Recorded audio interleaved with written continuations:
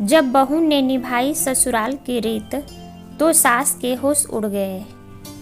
नई बहू को दादी सास का पैर दबाते देख सास बोली, बहू तुम घर का सारा काम छोड़कर हमेशा दादी सास के पास क्यों बैठी रहती हो?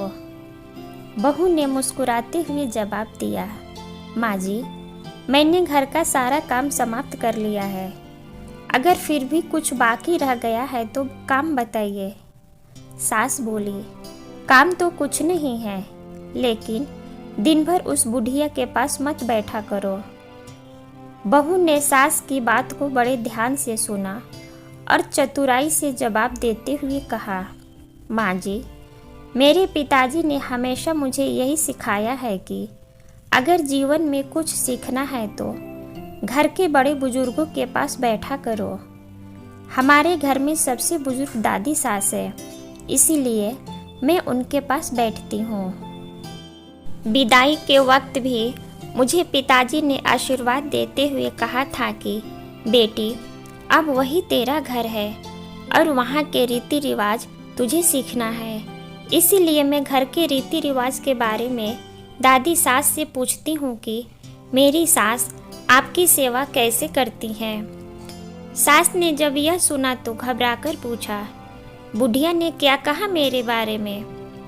बहू ने शालीनता के साथ जवाब दिया, माँ जी, उन्होंने कहा अगर तेरी बहू तुझे गाली दे, ठोकर मारे और भूखे पेट सुलाए तो तुम उसे सेवा मान लेना।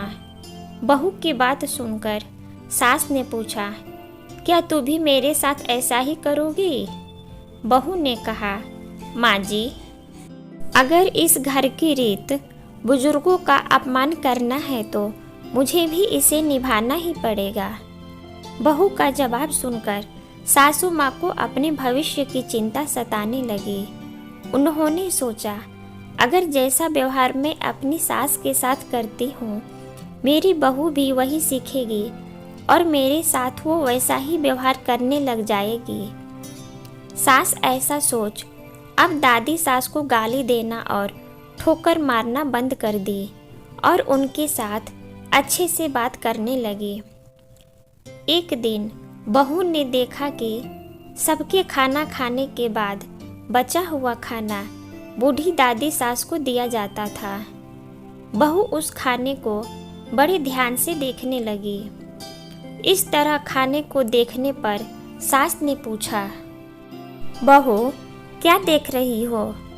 बहू ने कहा, सीख रही हूँ कि इस घर में बड़े बुजुर्गों को खाने में क्या दिया जाता है। बहू की बात सुनकर सास ने घबराकर कहा, बेटा, यह कोई घर की रीत थोड़े है। कल से तू दादी सास को सबसे पहले भोजन करवा देना, इसके बाद ही हम सब खाना खाएंगे। बस अगले ही दिन से दादी सास को समय से बढ़िया खाना और कपड़े और उनका कमरा भी वापस मिल गया। धीरे धीरे बहू ने सास की सारी गलत आदतों को बदल दिया। सीख, अगर बहू अपने सास ससुर को उपदेश देती है कि उन्हें बड़े बुजुर्गों के साथ इस तरह का व्यवहार नहीं करना चाहिए, तो ससुराल में उसकी बात कभी नहीं मानी जाएगी। इसीलिए अपने जीवन में उपदेश देने के बजाय खुद के आचरण में सुधार करना चाहिए, क्योंकि बातों से ज़्यादा आचरण का प्रभाव पड़ता है। उम्मीद है यह कहानी आपको ज़रूर पसंद आई होगी। चैनल पर नए हैं तो चैनल को सब्सक्राइब करें। कहानी सुनने के लिए आपका बहुत बहुत धन्यवाद।